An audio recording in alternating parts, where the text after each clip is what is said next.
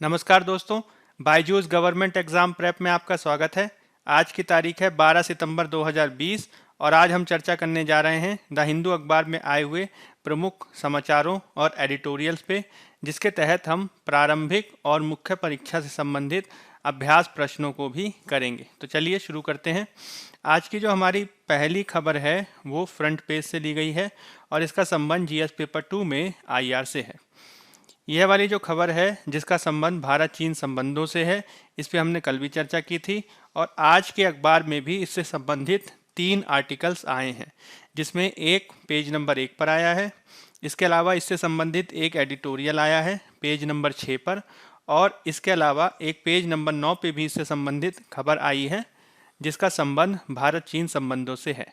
तो ये तीनों के तीनों जो आर्टिकल हैं, इन तीनों को मिला के हम इससे संबंधित जो महत्वपूर्ण बिंदु हैं उनको देखेंगे और भारत चीन संबंधों में इसका क्या महत्व है उसको भी हम समझने की कोशिश करेंगे।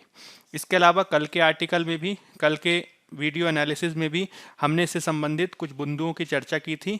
तो कल के वीडियो को और आज के वीडियो को आप जोड़ के अगर देखेंगे तो इसके रिलेटेड में जितने भी बिंदु हैं आप उसको बेहतर ढंग से समझ सकेंगे। ठीक है, तो तीनों के तीनों जो खबरें हैं उसका संबंध भारत चीन वार्ता से है। भारत चीन के मध्य विदेश मंत्रियों की एक बैठक हुई है और विदेश मंत्रियों की बैठक होने के बाद दोनों देशों द्वारा एक 5 पॉइंट एक्शन प्लान, ठीक है, 5 बिंदु वाले एक एक्शन प्लान पर सहमति बताई गई है। ठीक है, 5 बिंदु वाले एक्शन प्लान पर सहमति जताई गई है, जिसके बारे में ये तीनों की तीनों जो खबरें हैं वो चर्चा करती हैं। ठीक है, तो चलिए इससे संबंधित हम कुछ महत्वपूर्ण बिंदु देख लेते हैं। तो संदर्भ मैंने आपको क्या बताया कि भारत चीन विदेश मंत्रियों की बैठक हुई है, ठीक है, और इसमें 5 बिंदुओं पर आधारित एक एक्शन प्लान को स्वीकृति दी गई है। अब इस एक्शन प्लान की प्रमुख 5 बातें क्या क्या हैं तो समझ लीजिए। तो पहली बात तो यह है कि प्रधानमंत्री नरेंद्र मोदी और राष्ट्रपति शी जिनपिंग के बीच जो पहले से सहमति बनी हुई है, जिसमें दोनों जो नेता हैं वो समय समय पर मिलते रहे हैं, तो उनके बीच जो भारत चीन संबंधों को लेकर जो सहमति बनी है उसी सहमति को लेकर आगे बढ़ने की बात की गई है, ताकि किसी भी प्रकार का जो मतभेद हो वो विवाद का रूप ना ले सके। तो पहली बात तो ये कि सहमति को लेकर आगे बढ़ने की प्रयास है।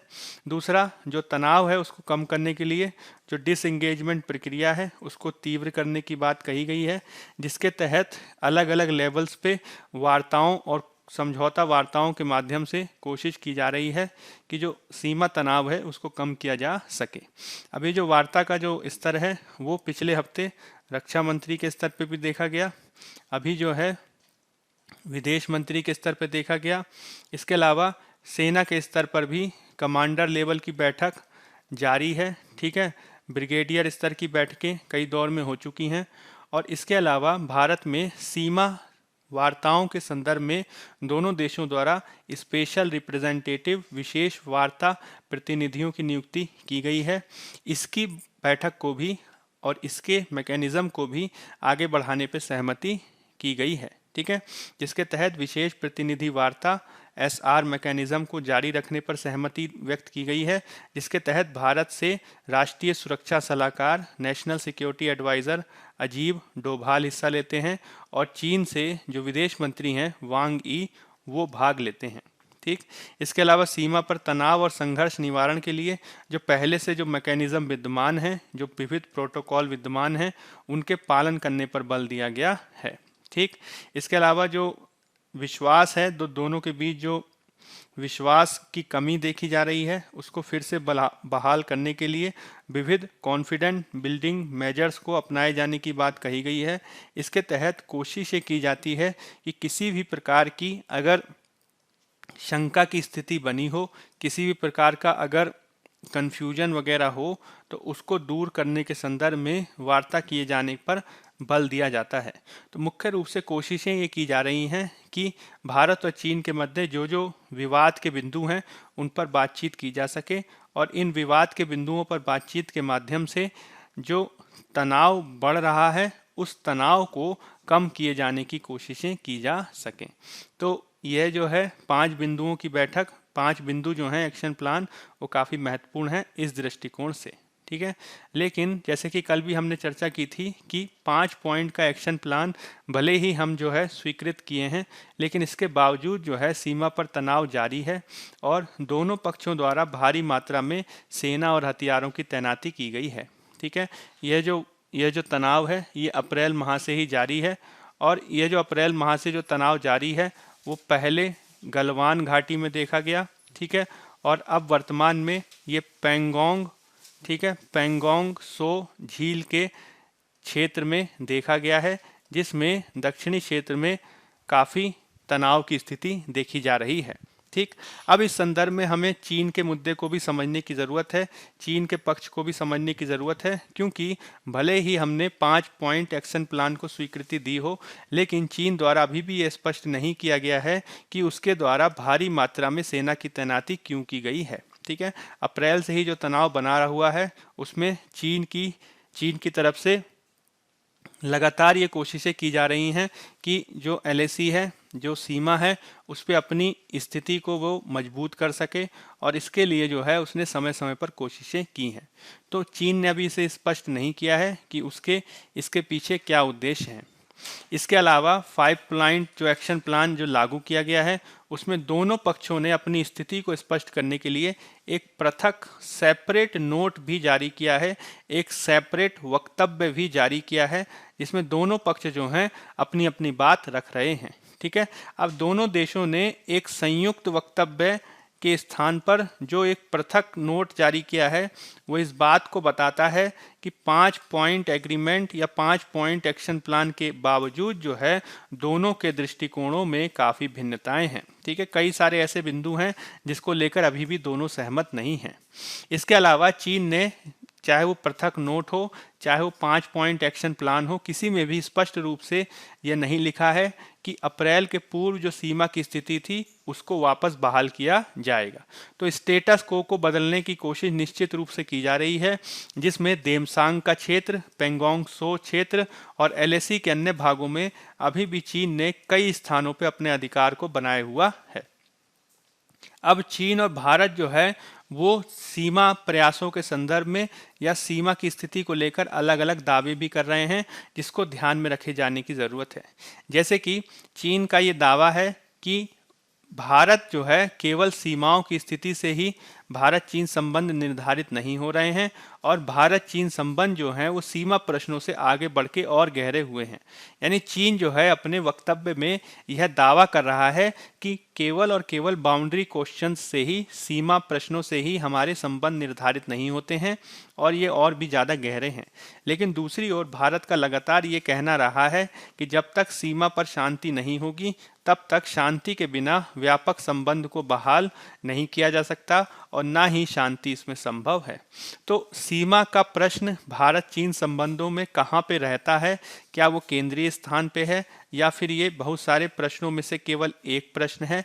इसको लेकर दोनों पक्षों का दृष्टिकोण अलग है, जिसमें भारत का मानना है कि जब तक सीमा संबंधों को बेहतर नहीं किया जाएगा तब तक व्यापक संबंध नहीं हो सकते हैं। वहीं दूसरी ओर चीन का कहना है कि भारत और चीन के जो संबंध हैं वो काफ़ी गहरे हैं और केवल सीमा प्रश्नों से ही हम इसको निर्धारित नहीं कर सकते हैं, ठीक है। तो इसके संदर्भ में दोनों पक्षों के बीच जो मतभेद है उसे ध्यान में रखे जाने की ज़रूरत है, ठीक है। अब इसके अलावा चीनी पक्ष ने यह भी दावा किया है कि भारत यह मान रहा है कि भारत के प्रति चीन की नीति अभी नहीं बदली है। इसका मतलब क्या हुआ कि वो ये कह रहा है कि भारत को लेकर अभी भी जो उसका दृष्टिकोण है वो सकारात्मक है, ठीक है, और ये पहले के समान ही है। वहीं दूसरी ओर भारत का ये दावा है कि चीन का जो रुख है वो भारत के प्रति बदल गया है और ये जो सीमा तनाव है ये इससे स्पष्ट हो जाता है।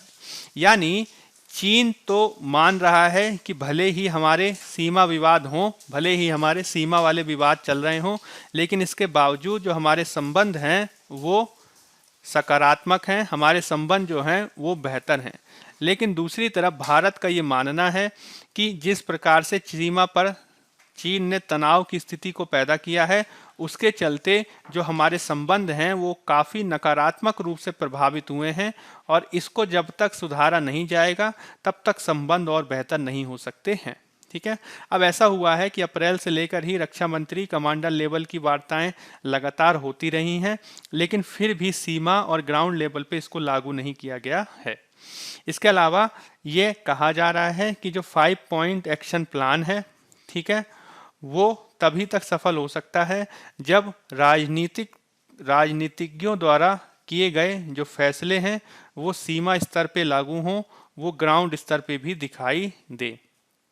और इसमें भले ही हमें उद्देश्य और सिद्धांत हमने निर्धारित कर दिए हों 5 पॉइंट एक्शन प्लान के माध्यम से, लेकिन इसको जब तक आगे बढ़ाने के लिए हम ग्राउंड लेवल पे स्थितियों को बेहतर नहीं बनाएंगे, तब तक यह जो पूरी प्रक्रिया है इसको और बेहतर ढंग से लागू नहीं किया जा सकता है।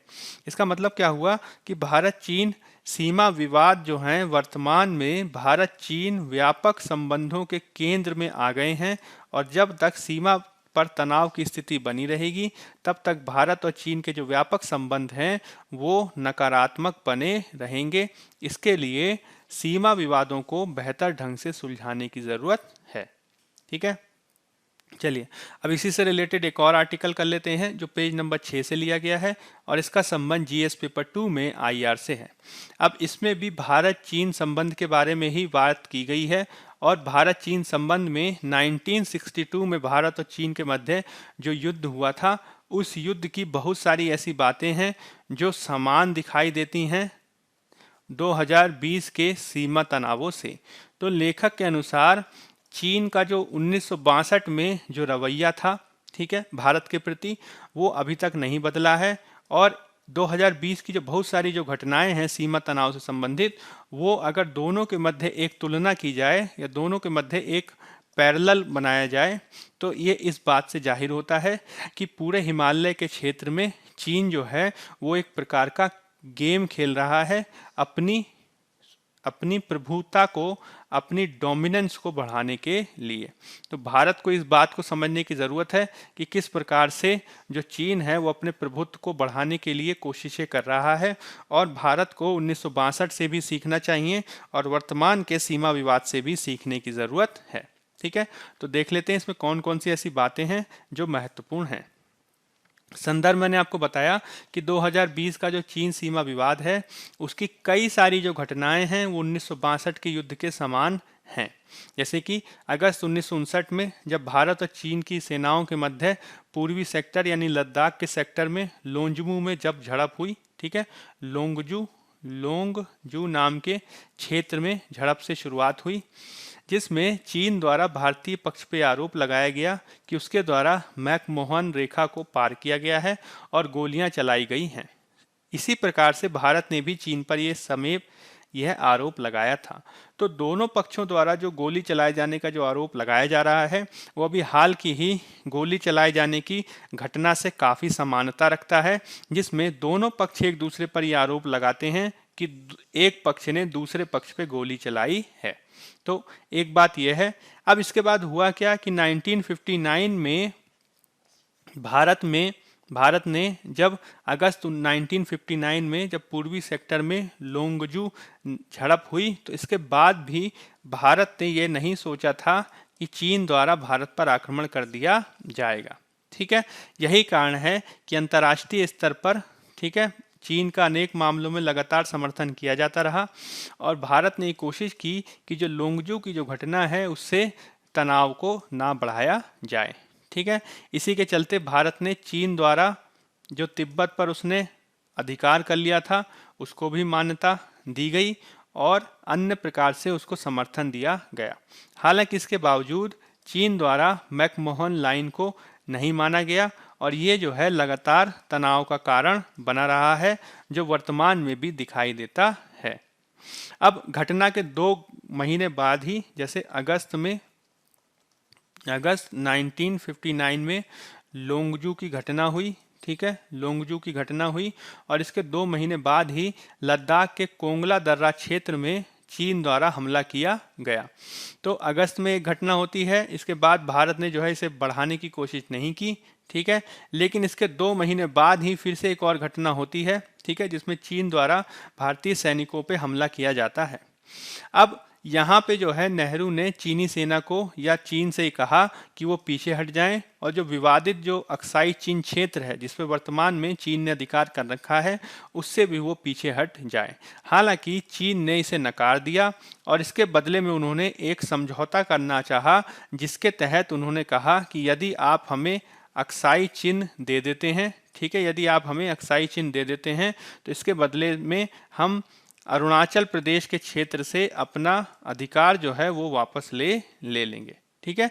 यानी एक तरीके से चीन ने एक क्षेत्र के बदले दूसरे क्षेत्र को स्वामित्व के संदर्भ में एक समझौता करने की कोशिश की, कि चीन कह रहा है कि आप जो है पूर्वी क्षेत्र में, हम पूर्वी क्षेत्र में यानी अरुणाचल प्रदेश के क्षेत्र में मैकमोहन लाइन को मान्यता दे देंगे, जिसके तहत अरुणाचल प्रदेश में हमारा दावा नहीं रह जाएगा, लेकिन इसके बदले भारत जो है अक्साई चीन को दे। अब नेहरू ने इसे स्वीकार नहीं किया। यही कारण है कि 1960 में जब नेहरू और चीन के प्रीमियर प्रधानमंत्री चाउ एन लाई के बीच जब वार्ता हुई तो वो असफल हो गई और इससे लगातार तनाव बढ़ने लगे, ठीक। अब जब ये लगातार तनाव बढ़ रहे थे और लगातार इस तरह की घटनाएं देखी गई थी, तो अपने क्षेत्र की सुरक्षा के लिए, ठीक है, अपने संप्रभुता की सुरक्षा के लिए नवंबर 1961 में 1969 में नेहरू के द्वारा ईस्टर्न क्षेत्र में, पूर्वी क्षेत्र में एक फॉरवर्ड पॉलिसी को अपनाया गया, ठीक है, जिसके तहत सेना को ये कहा गया कि जो महत्वपूर्ण जो पोस्ट हैं, जो महत्वपूर्ण जो चौकियां हैं, उन पर वो अपनी तैनाती को बनाए रखे। हालांकि जब भारत द्वारा इस प्रकार की तैनाती को किया गया तो इसे चीन ने आक्रामकता माना और अंततः अक्टूबर 1962 में युद्ध प्रारंभ हो गया। तो लेखक का यहाँ पे ये कहना है कि 1951 से लेकर जो 62 की जो घटनाएं हैं उसमें बहुत सारी जो घटनाएं हैं वो वर्तमान की 2020 की घटनाओं से संबंध रखती हैं। जैसे कि लोंगजू की, ठीक है, लोंगजू की जो गोली वाली जो घटना है, लोंगजू की जो गोली चलाए वाली घटना है, उसको सिमिलैरिटी देखी जा सकती है। इसके अलावा जो फॉरवर्ड नीति है, ठीक है, जवाहरलाल नेहरू की जो फॉरवर्ड नीति है जो नवंबर 1961 में अपनाई गई, उसको भी आप पैरेलल मान सकते हैं, उसको भी आप समानता के रूप में देख सकते हैं। भारत द्वारा 28 और 29 अगस्त, ठीक है, 28 और 29 अगस्त 2020 को भारत ने पेंगोंग झील के दक्षिणी क्षेत्र में जो नीति अपनाई वो इससे काफ़ी हद तक समान है। तो कहने का मतलब क्या हुआ कि ये दोनों की दोनों जो घटनाएं हैं लगातार एक जैसी बनी हुई हैं, जिससे भारत को सतर्क रहने की ज़रूरत है, ठीक। अब इसके अलावा 1962 में भारत चीन संबंधों में एक तिब्बत फैक्टर काफ़ी महत्वपूर्ण था, जिसमें 1950 के दशक में दलाई लामा द्वारा भारत में शरण लिए जाने के बाद तिब्बती नेताओं द्वारा बदला लिए जाने की बात कही गई। तो हुआ क्या कि भारत और चीन के मध्य तिब्बत जो है, भारत और चीन के मध्य तिब्बत जो है वो एक बफर क्षेत्र के रूप में काम करता था, लेकिन 1950 के दशक में 1955 में चीन द्वारा तिब्बत पर अधिकार कर लिया गया। अब जो चीन ने तिब्बत को अपने अधिकार में ले लिया तो इसके चलते जो चीन के जो गुरु थे, ठीक है, तिब्बत के जो प्रमुख थे, आध्यात्मिक और राजनीतिक प्रमुख दलाई लामा, उनके द्वारा भारत में आकर शरण ली गई। और जब भारत में उन्होंने शरण ली तो चीन ने ये आरोप लगाया भारत पे कि वह तिब्बत के विद्रोह को बढ़ावा दे रहा है और इसके चलते उन्होंने कहा कि हम आपसे बदला भी ले सकते हैं, ठीक है। यद्यपि वर्तमान में जो दोनों देश हैं वो तिब्बत के प्रश्न को ज़्यादा महत्व नहीं देते हैं, ठीक है।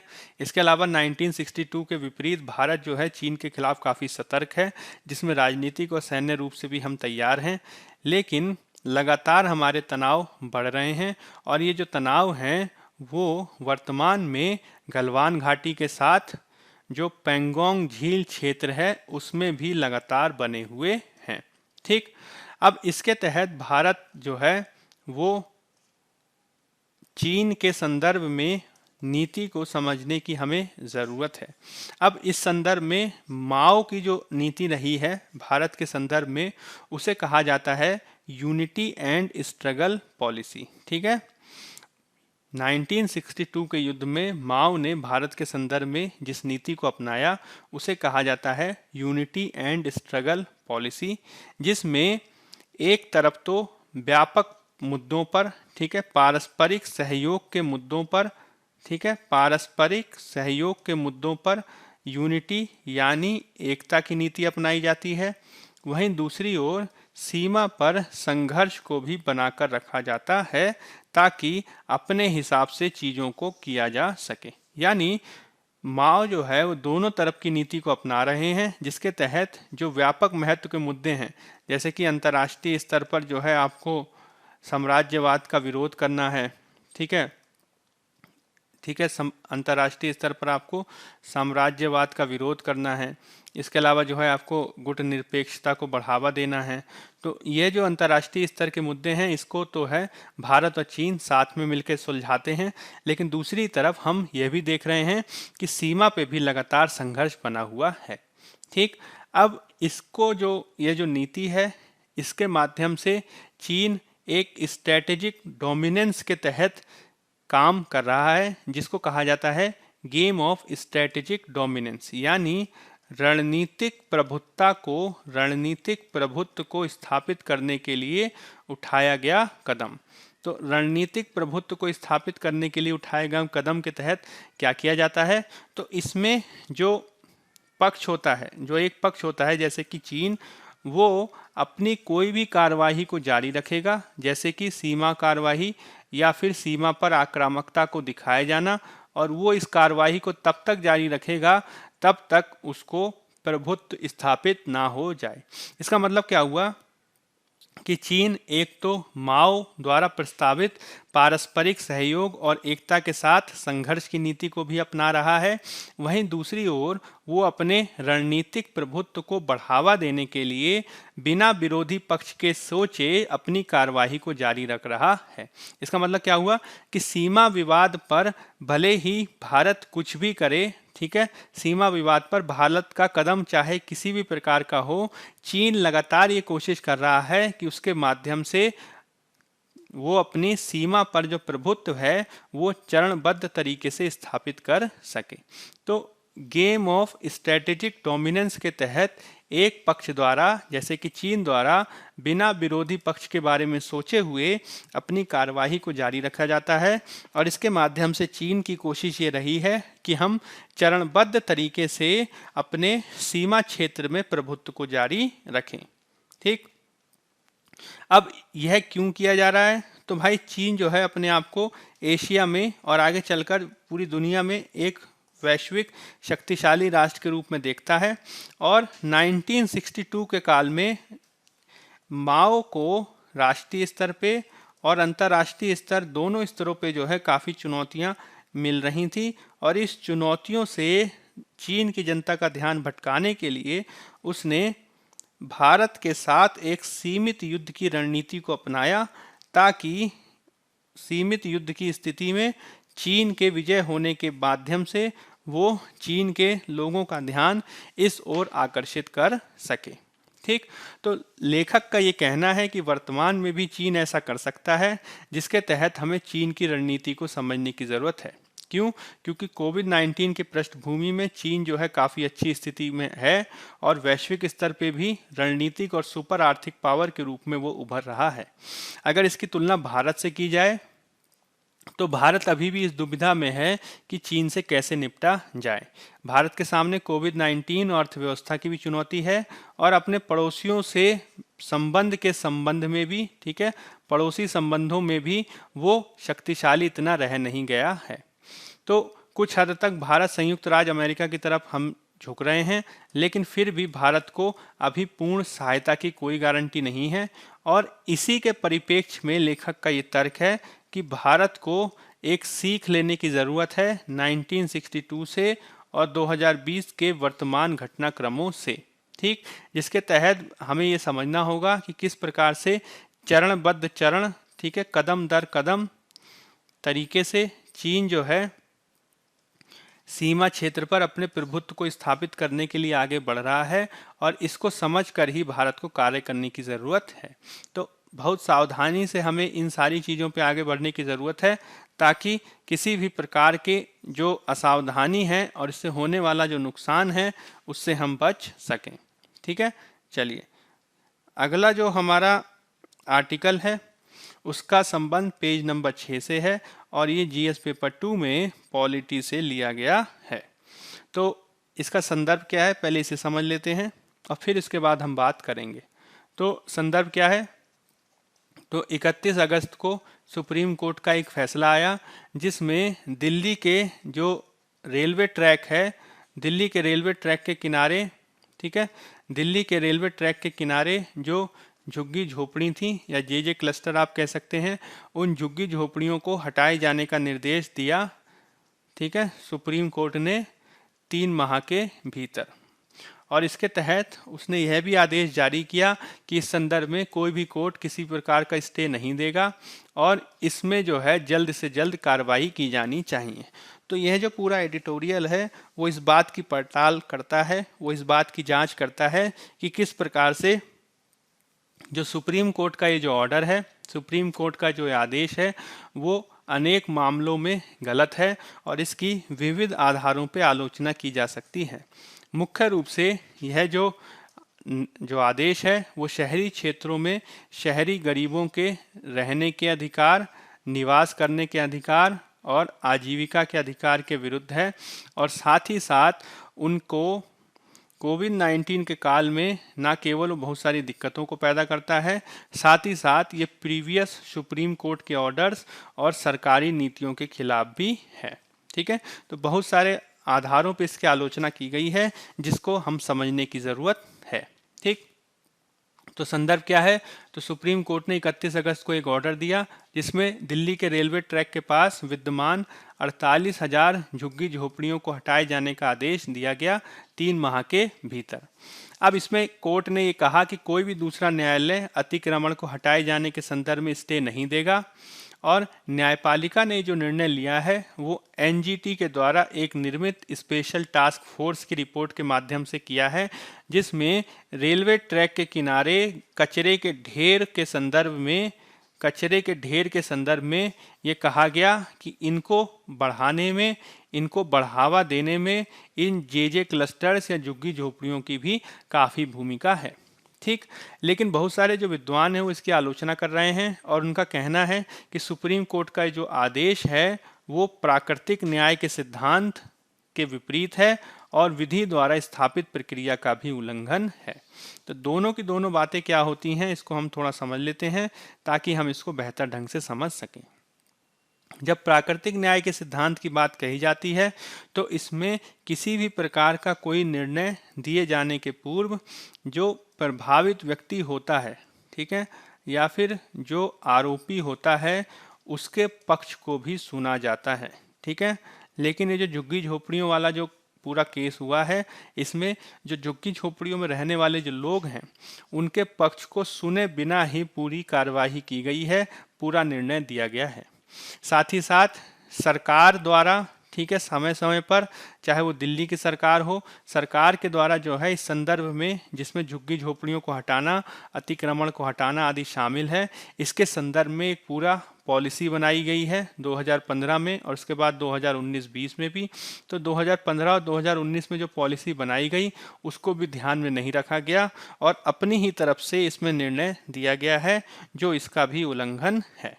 ठीक है, तो क्या क्या आलोचना के बिंदु हैं, तो पहली बात तो मैंने आपको बता दी कि संपूर्ण जो मामला है उसमें जो जे निवासी हैं, झुग्गी झोपड़ी जो निवासी हैं, उनकी बात को नहीं सुना गया और सीधे ही उस पर निर्णय दे दिया गया है।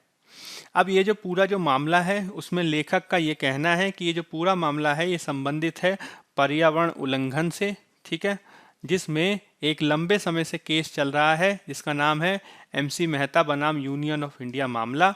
इसमें दिल्ली में प्रदूषण क्यों है इसको लेकर जो पर्यावरण प्रदूषण नियंत्रण और निरोध अथॉरिटी है environment pollution prevention and control authority है, उसने एक रिपोर्ट दी जिसमें उसने कहा कि रेलवे ट्रैक के किनारे बहुत सारा कचरे का ढेर है और इसे हटाए जाने की ज़रूरत है। अब इसके संदर्भ में न्यायपालिका द्वारा यह माना गया कि कचरे के ढेर को हटाए जाने के संदर्भ में या किनारे पर, ठीक है, झुग्गी झोपड़ियाँ जो रेलवे ट्रैक पे अवस्थित हैं, वो जो कचरा जो फैला रही हैं उनका भी योगदान है और यही कारण है कि उसने पर्यावरण संबंधी मामले को जोड़ दिया झुग्गी झोपड़ियों के साथ। तो लेखक का ये तर्क है कि मामला तो पर्यावरण संबंधी था, लेकिन इसको जोड़ दिया गया है झुग्गी झोपड़ियों के साथ, और झुग्गी झोपड़ियों को हटाए जाने का जो फैसला दिया भी गया उसमें झुग्गी झोपड़ियों के पक्ष को समझे बिना ही निर्णय दे दिया गया। ठीक, इसके अलावा न्यायपालिका ने इससे पूर्व भी बहुत सारे ऐसे फैसले दिए हैं जिसमें राइट टू लाइवलीहुड, आजीविका के अधिकार, और राइट टू शेल्टर, शरण के अधिकार को ध्यान में जो है रख के फैसले दिए गए हैं। लेकिन सुप्रीम कोर्ट का ये जो वर्तमान फैसला है इन दोनों ही अधिकारों को मान्यता नहीं देता है। जैसे कि 1985 में एक कानून, एक निर्णय हुआ था जिसका नाम था ओल्गा टेलिस व अन्य बनाम बॉम्बे म्यूनिसिपल कॉरपोरेशन केस। ठीक है, ओल्गा टेलिस केस भी कह सकते हैं, जिसमें आजीविका के अधिकार, राइट टू लिवलीहुड को जीवन के अधिकार अनुच्छेद 21 में शामिल किया गया और कहा कि यदि कोई भी अतिक्रमण विरोधी अभियान किया जाता है तो वो बिना पूर्व नोटिस के और प्रभावी लोगों की बात सुने बिना नहीं किया जाएगा। तो आजीविका का अधिकार जीवन के अधिकार का एक अंग है और यदि आप किसी को जबरदस्ती हटा रहे हैं किसी स्थान से तो आप एक नोटिस देंगे और जो जो लोग प्रभावित हो रहे हैं उनकी बात को भी आप सुनेंगे। इसके अलावा चमेली सिंह बनाम उत्तर प्रदेश राज्य 1995 में एक केस हुआ जिसमें सुप्रीम कोर्ट ने राइट टू शेल्टर यानी शरण के अधिकार को मान्यता दी तथा इसे अनुच्छेद 21 जीवन के अधिकार और अनुच्छेद 19 के तहत स्वतंत्रता के अधिकार से जोड़ा। तो कहने की बात क्या हुई कि 1985 और 1995 में राइट टू शेल्टर और राइट टू लिवलीहुड पहले से ही स्थापित एक कानून है, पहले से ही स्थापित एक अधिकार है और इनको भी ध्यान में रख के ही काम करने की ज़रूरत है। ठीक है, अब कोर्ट ने इन सभी मामलों में कोई ध्यान नहीं दिया है। इसके अतिरिक्त सुप्रीम कोर्ट ने जो फैसला दिया है उसमें झुग्गी झोपड़ियों को हटाए जाने से संबंधित प्रारंभिक केसों और पुनर्वास से संबंधित जो सरकारी नीति है उसको भी ध्यान नहीं दिया गया है। जैसे कि 2010 में एक मामला आया था जिसका नाम था सुदामा सिंह व अन्य बनाम दिल्ली सरकार वाद। इसमें दिल्ली हाईकोर्ट ने आदेश दिया था कि कोई भी अतिक्रमण विरोधी कार्रवाई की जाएगी तो उसको किए जाने से पहले पर्याप्त सर्वे किया जाना चाहिए और जो प्रभावित लोग हैं उसको भी शामिल किया जाना चाहिए। इसको कहा जाता है राइट टू मीनिंगफुल एंगेजमेंट, यानी जो प्रभावित हो रहे लोग हैं उनको भी पूरी प्रक्रिया में शामिल किए जाने की ज़रूरत है। ठीक, इसी के तहत जो 2015 में एक पॉलिसी बनाई गई दिल्ली सरकार के द्वारा, दिल्ली स्लम एंड झुग्गी झोपड़ी रिहैबिलिटेशन एंड रीलोकेशन पॉलिसी 2015, यानी दिल्ली के क्षेत्र में जो झुग्गी झोपड़ियाँ और गंदी बस्तियाँ हैं उनका जब पुनर्वास व पुनर्स्थापना की जाएगी तो किन बातों का ध्यान रखा जाएगा, इसको जो है 2010 के दिल्ली हाई कोर्ट के फैसले के आधार पर बनाया गया। ठीक है, अब न्यायालय ने जो है इसी बात को अजय माकन संबंधी एक केस है 2019 का, उसमें भी इसको दोहराया जिसमें दिल्ली हाई कोर्ट ने कहा कि जो शहर में जो रह रहे हैं उनको भी शहर पर अधिकार है, यानी उनका भी राइट टू द सिटी है। ठीक है, शहर में रहने वाले लोगों का शहर पर अधिकार है और झुग्गी झोपड़ी के जो लोग हैं उनको भी घरों का अधिकार है। ठीक है, उनको भी रहने का अधिकार है और इसके तहत आप जो भी नीति बनाएं उसमें स्लम निवासियों के अधिकारियों को भी मान्यता दें। तो कहने की बात क्या हुई कि सुप्रीम कोर्ट के पहले के फैसले, हाई कोर्ट के पहले के फैसले, दिल्ली सरकार की बनाई विविध नीतियां किसी को भी ध्यान में नहीं रखा गया सुप्रीम कोर्ट के 31 अगस्त के फैसले को लेकर, और ये जो है बहुत बड़ी आलोचना का बिंदु है जिसे ध्यान में रखने की ज़रूरत है। ठीक है। इसके अलावा सुप्रीम कोर्ट ने जो कोविड-19 के काल में लोगों को पुनर्स्थापित किए जाने संबंधी फैसला दिया है, वो एक तरीके की हेल्थ और आर्थिक इमरजेंसी को बढ़ावा दे सकता है। अनेक अंतर्राष्ट्रीय प्रोटोकॉलों का भी ये उल्लंघन है, जिसमें एक स्पेशल रिपोर्ट है, UN special report on the right to adequate housing, यानी पर्याप्त आवासन के लिए यूएन की एक रिपोर्ट है। वो भी सदस्य राष्ट्रों से अपील करती है कि आप जबरदस्ती किए जाने वाले अधिग्रहण को रोक लगाएं, यानी किसी को भी जबरदस्ती उनके स्थान से हटाया ना जाए। लेकिन ऐसा होने के बावजूद एक आंकड़ा ये बताता है, ठीक है, housing and land rights network, housing and land right network की एक रिपोर्ट बताती है कि मार्च 25 से जुलाई 25 के काल में 45 घटनाओं में 20,000 से अधिक लोगों को जबरदस्ती विस्थापित किया गया है। ठीक है। अब ये जो विस्थापन की प्रक्रिया की गई है, यह कई बार न्यायपालिका में जनहित याचिकाओं के आधार पर की जाती है, शहर को सुंदर बनाने वाले प्रोजेक्ट्स के आधार पर की जाती है, और कई बार इसमें पर्यावरणीय आधार भी दिए जाते हैं। ठीक है। इसमें पूरी तरीके से एक PIL की श्रृंखला काम करती है, जिसमें PIL के माध्यम से मामले को कोर्ट ले जाया जाता है। कोर्ट जो है एक समिति का निर्माण करती है और बिना प्रभावित लोगों को सुने बिना ही समिति के फैसले के आधार पर ही कार्यवाही कर दी जाती है। और यह भी इस मामले में देखा गया है, जिसमें बिना प्रभावित लोगों को सुने कोर्ट ने जो समिति नियुक्त की, उसी के आधार पर अंतिम रूप से फैसला कर दिया गया। तो यही कारण है कि लेखक बहुत सारी बातों को कहते हैं, जिसमें वो कहते हैं कि सुप्रीम कोर्ट का ये जो फैसला है, उसमें पहले के जो सुप्रीम कोर्ट के और हाई कोर्ट के फैसले हैं, उससे जो सिद्धांत निकल के आए हैं, जैसे कि आजीविका का सिद्धांत, जैसे कि शरण का सिद्धांत, उसको भी ध्यान में रखे जाने की ज़रूरत है। ठीक है। इसके तहत प्रिंसिपल ऑफ नेचुरल जस्टिस, प्राकृतिक न्याय के सिद्धांत के तहत जो प्रभावित लोग हैं उनको भी अपना पक्ष रखे जाने का अधिकार है।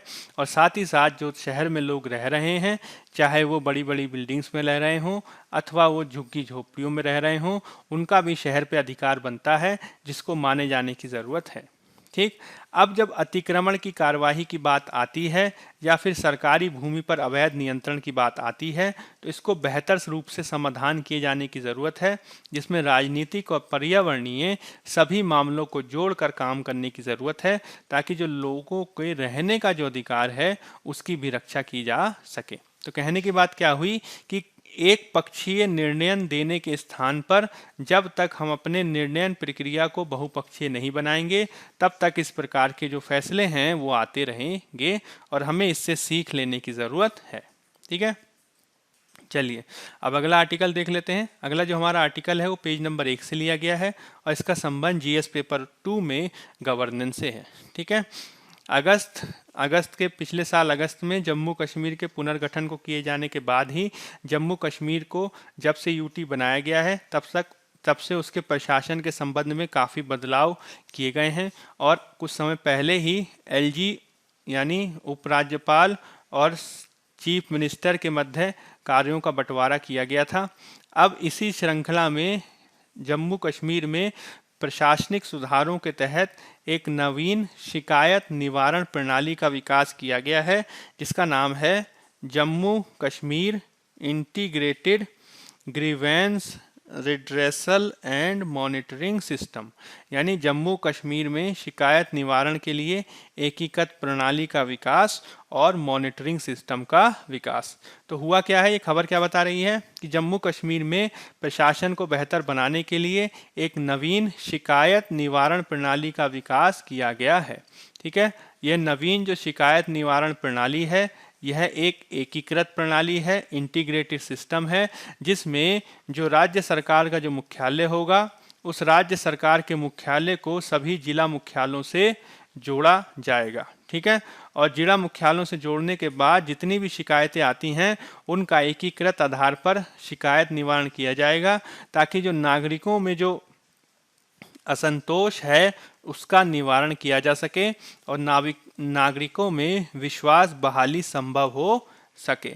तो ये सारे प्रयास किए जा रहे हैं जम्मू कश्मीर में बेहतर प्रशासन देने के लिए, और इसमें सरकार के द्वारा मिनट बाय मिनट जो है स्टेटस रिपोर्ट अपडेट की जाएगी, ताकि किसी भी प्रकार के शिकायत को बेहतर ढंग से निवारित किया जा सके।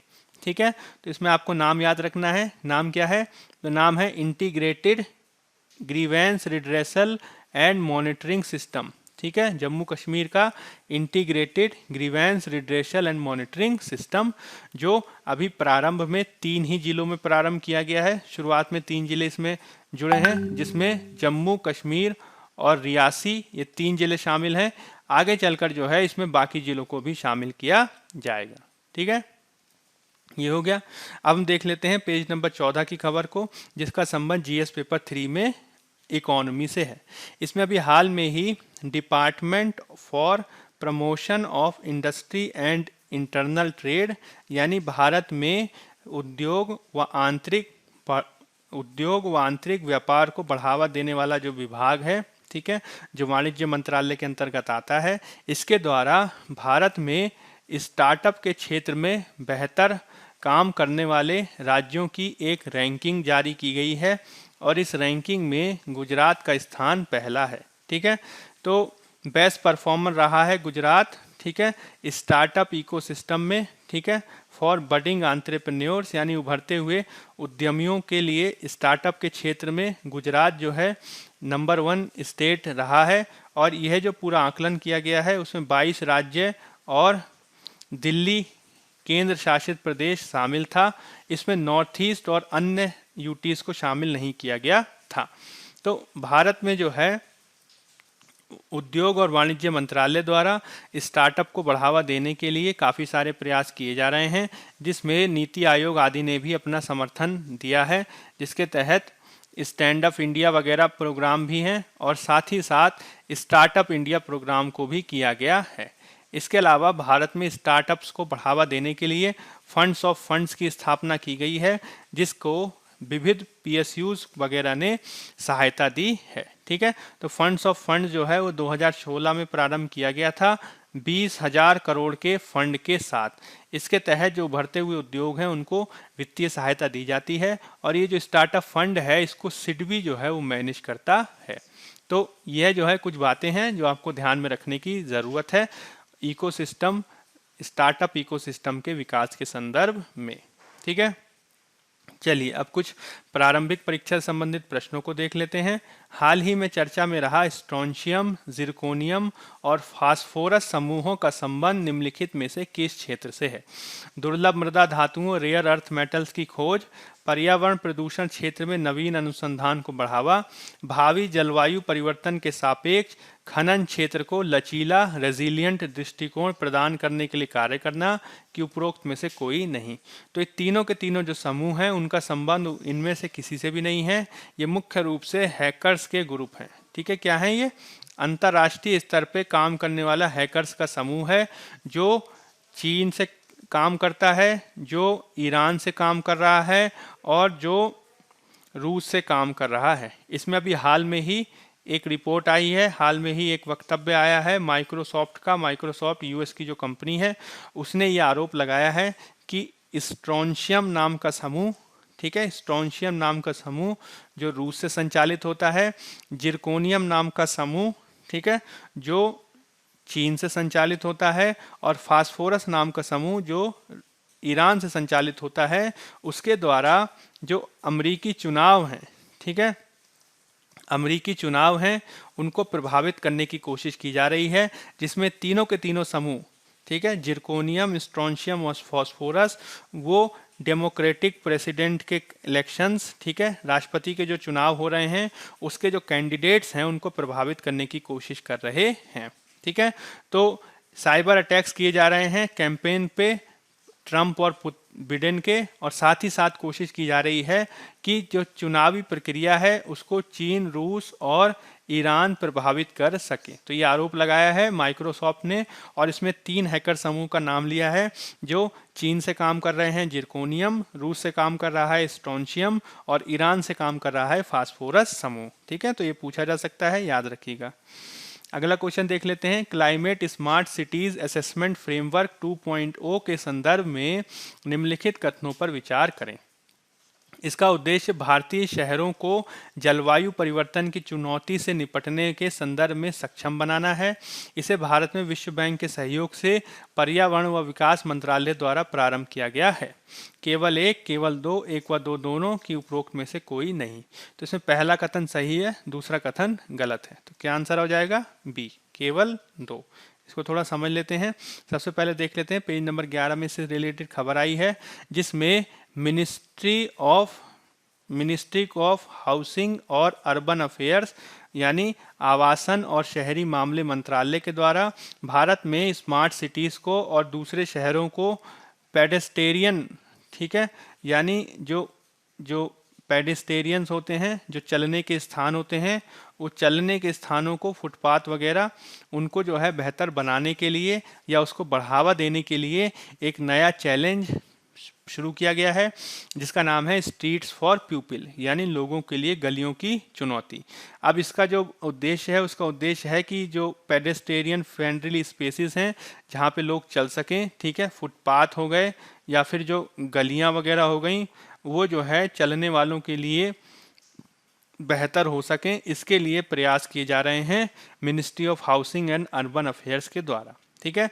इसके अलावा कुछ समय पहले उनके द्वारा शहरों में साइकिलिंग को बढ़ावा देने के लिए भी गतिविधियों का प्रारंभ किया गया था, जिसमें स्ट्रीट्स फॉर पीपल चैलेंज के साथ, ठीक है, साइकिलिंग को बढ़ावा देने की कोशिश भी की गई थी।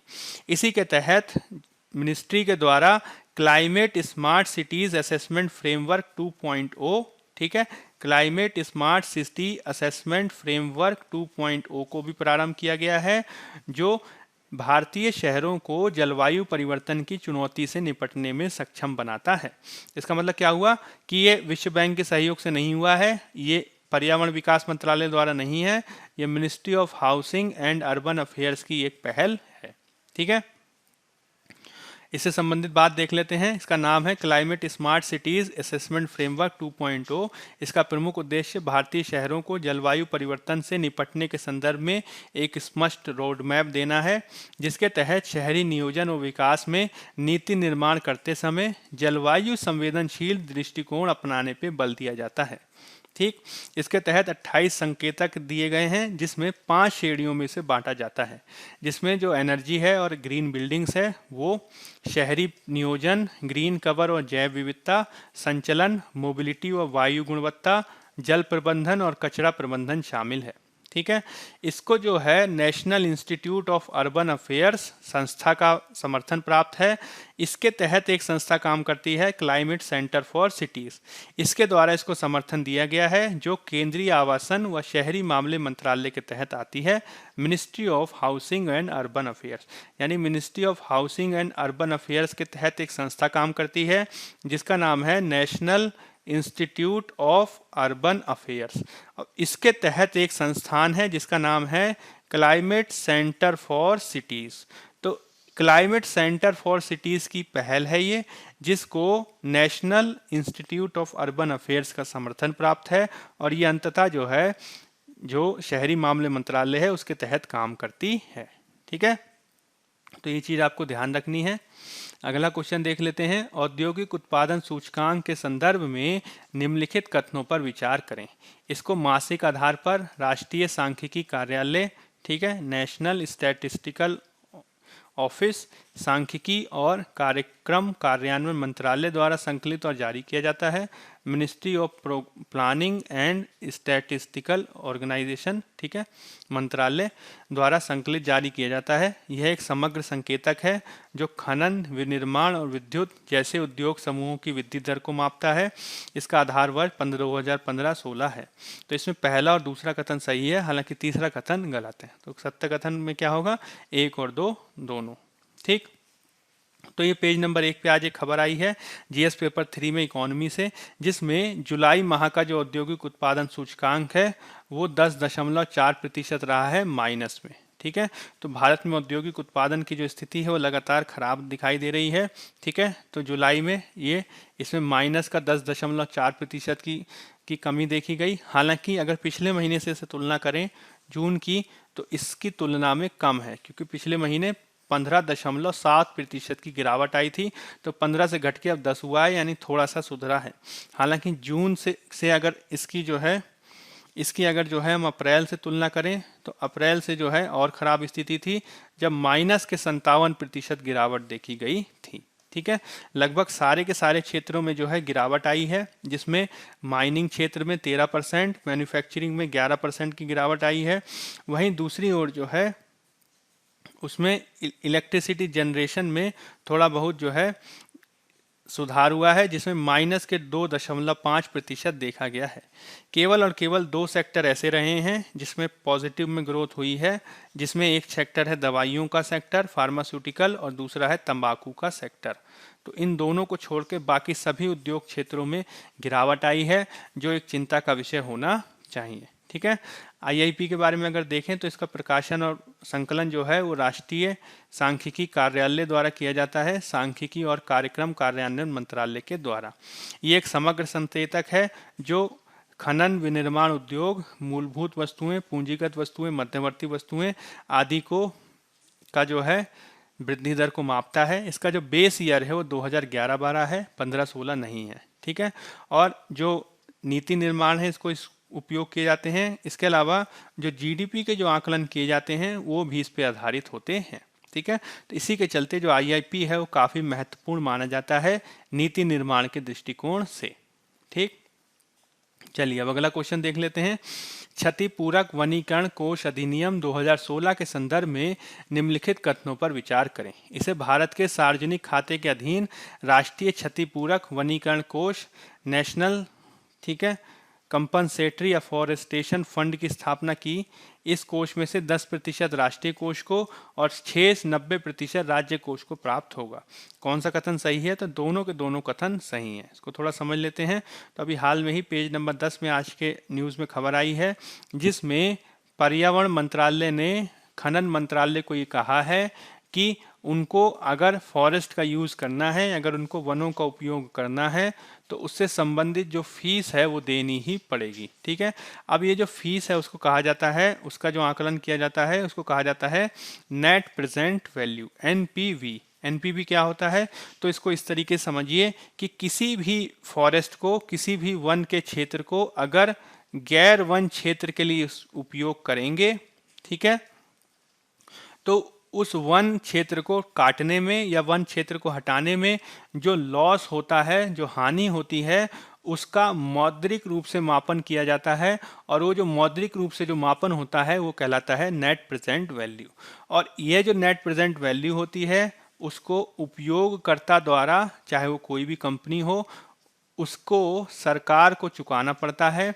और सरकार जो है इसका उपयोग अन्य वनीकरण कार्यों में करती है। ठीक है, इसको जो है 2016 के एक अधिनियम के द्वारा विधिक आधार दिया गया है, जिसे कहा जाता है क्षतिपूरक वनीकरण अधिनियम 2016। ठीक है, तो ये जो है पूरा मामला है, इसको थोड़ा देख लेते हैं। तो प्रतिपूरक वनीकरण कोष अधिनियम 2016 का एक अधिनियम है, जिसमें भारत के जो सार्वजनिक खाता है, लोक खाता है, उसमें एक राष्ट्रीय प्रतिपूरक वनीकरण निधि की स्थापना की गई है और राज्यों को भी इससे प्राप्ति होती है। अब इसमें जो पैसा आता है वो कई तरीकों से आता है, जैसे कि एक तो क्षतिकरण वनीकरण के हेतु, यानी जो हमने पेड़ों को काटा और दूसरी जगह पे जो पेड़ लगाए जाने हैं उसके लिए किया जाने वाला वनीकरण, जिसको क्षतिपूरक वनीकरण कहा जाता है। इसके तहत वन का शुद्ध वर्तमान मूल्य, नेट प्रेजेंट वैल्यू निकाली जाती है और इसके तहत जो राशि प्राप्त होती है वो इस राष्ट्रीय कोष को दी जाती है, जिसमें 10% राष्ट्रीय कोष को और 90% राज्यों को प्राप्त होती है। ठीक है, इसके लिए 2 वैधानिक संस्थाओं की स्थापना की गई है। राष्ट्रीय स्तर पे से कहा जाता है कैंपा और राज्य के स्तर पे कहा जाता है राज्य कैंपा। ठीक है, और ये जो दोनों जो हैं इनका ऑडिट किया जाता है कैग के द्वारा हर साल। ठीक है, वर्तमान में 60,000 करोड़ से अधिक की जो राशि है वो इस कैंपा फंड में पड़ी हुई है, जिसके उपयोग की जाने की बातें कही जा रही हैं। ठीक है, तो ये चीज़ समझने की ज़रूरत है। नेट प्रेजेंट वैल्यू मैंने आपको बता दिया क्या होता है। अगला क्वेश्चन देख लेते हैं। राष्ट्रीय जांच एजेंसी NIA के संदर्भ में निम्नलिखित कथनों पर विचार करें। यह एक वैधानिक निकाय है। यह आतंकवाद से संबंधित अपराधों की जांच करता है और मुकदमा चलाता है। NIA के पास केवल भारत में अपराधों की जांच करने की शक्ति है। तो तीसरा गलत है, पहला और दूसरा कथन सही है। तो आंसर क्या हो जाएगा हमारा? ए। इसको देख लेते हैं। तो हाल ही में पेज नंबर 1 में खबर आई है जिसमें NIA ने ये बताया है कि वेस्ट बंगाल में अनेक विद्यार्थियों को जो है ISI यानी पाकिस्तान की जो एजेंसी है और लश्कर तैयबा आदि जो हैं वो कोशिश कर रहे हैं रेडिकलाइज करने की, आतंकवाद की तरफ मोड़ने की। ठीक, NIA का जो गठन है वो 2008 के एक अधिनियम के तहत किया गया था, इसलिए यह एक वैधानिक निकाय है जो मुख्य रूप से आतंकवाद से संबंधित अपराधों की जांच करती है और उन पर मुकदमा चलाती है। अब इसमें एक संशोधन किया गया था 2019 में, जिसके तहत न केवल भारत में बल्कि भारत के बाहर भी अपराधों की जांच में इसको शक्तियां प्रदान की गई हैं। ठीक है, चलिए अब लास्ट ईयर का एक क्वेश्चन देख लेते हैं। प्रच्छन्न बेरोजगारी का सामान्यतः तात्पर्य होता है कि लोग बड़ी संख्या में बेरोजगार हैं, वैकल्पिक रोजगार उपलब्ध नहीं है, श्रमिकों की सीमांत उत्पादकता शून्य है, श्रमिकों की उत्पादकता नीची है। तो देखिए इसमें सी आंसर इसका हो जाएगा, जिसके तहत प्रच्छन्न बेरोजगारी के तहत होता क्या है कि किसी भी एक क्षेत्र में, जैसे कि मान लीजिए कृषि, जितने लोगों की ज़रूरत हो उससे ज़्यादा लोग एंगेज हों। जैसे कि मान लीजिए कृषि क्षेत्र में खेती करने के लिए 3 लोगों की ज़रूरत है और लगे हुए हैं 5 लोग, तो जो 2 एक्स्ट्रा लोग जो लगे हुए हैं वो एक तरीके के बेरोजगार ही हैं, क्योंकि उनके द्वारा जो उत्पादन गतिविधि में जो योगदान किया जा रहा है वो शून्य है। ठीक है, इसका मतलब क्या हुआ कि अगर 5 लोगों में से 2 लोगों को हटा भी दें तब भी जो उत्पादन है वो घटेगा नहीं, वो उतना ही रहेगा। तो यही कहलाता है प्रच्छन्न बेरोजगारी। ठीक है, तो वैसे श्रमिक जो ऊपर से देखने में तो रोजगार में लगे हुए लगते हैं पर वास्तव में वो रोजगार में नहीं होते। क्यों? क्योंकि उनसे प्राप्त होने वाली जो उत्पादकता है वो जीरो होती है, इसलिए उनको निकालने के बाद भी वो कुल उत्पादन को प्रभावित नहीं करते हैं। ऐसे जो श्रमिक होते हैं प्रच्छन्न बेरोजगार कहलाते हैं और भारत में कृषि क्षेत्र में व्यापक पैमाने पे देखी जाती है डिसगाइज्ड, ठीक है, डिसगाइज्ड एम्प्लॉयमेंट, अनएम्प्लॉयमेंट। ठीक है, चलिए अब मेंस के प्रैक्टिस क्वेश्चन देख लेते हैं। शहरी गरीबों के रहने के अधिकार की रक्षा के लिए आवश्यक है कि न केवल उनके जीवन के अधिकार की रक्षा की जानी चाहिए, अपितु शहरों को सुंदर बनाने व पर्यावरण को बेहतर बनाने के बीच एक संतुलन भी बनाया जाना चाहिए। सुप्रीम कोर्ट द्वारा दिल्ली के रेलवे ट्रैक के समीप झुग्गी झोपड़ियों को हटाए जाने के हालिया निर्णय के संदर्भ में आलोचनात्मक समीक्षा करें। 250 शब्द 15 अंक। भारत चीन द्वारा स्वीकृत 5 पॉइंट एक्शन प्लान सीमा तनाव को कम करने की दिशा में एक बेहतर प्रयास है। हालांकि वास्तविक डिसएंगेजमेंट प्रक्रिया के संदर्भ में ऐसे और भी मुद्दे हैं जिन पर भारत को ध्यान दिए जाने की आवश्यकता है। भारत चीन सीमा विवाद के तनाव के संदर्भ में हालिया घटनाक्रमों की पृष्ठभूमि में चर्चा करें। 250 शब्द 15 अंक। तो भारत चीन से संबंधित जो हमने लगभग 4 आर्टिकल डिस्कस किए हैं वो, और इसके अलावा जो हमने एडिटोरियल डिस्कस किया है उसको आधार बना के आप ये दोनों उत्तर लिखने का प्रयास कर सकते हैं। ठीक है, चलिए तो आज के सत्र में फिलहाल इतना ही। होपफुली आप हमारे जो वीडियोस हैं वो आपको पसंद आ रहे हों। अगर आप जो हैं इनको पसंद कर रहे हैं तो अधिक से अधिक इनको लाइक कीजिए, शेयर कीजिए और सब्सक्राइब कीजिए। ठीक है, चलिए तो आज की क्लास में फिलहाल इतना ही। तब तक के लिए बने रहिए बायजूस गवर्नमेंट एग्जाम प्रेप पे। धन्यवाद।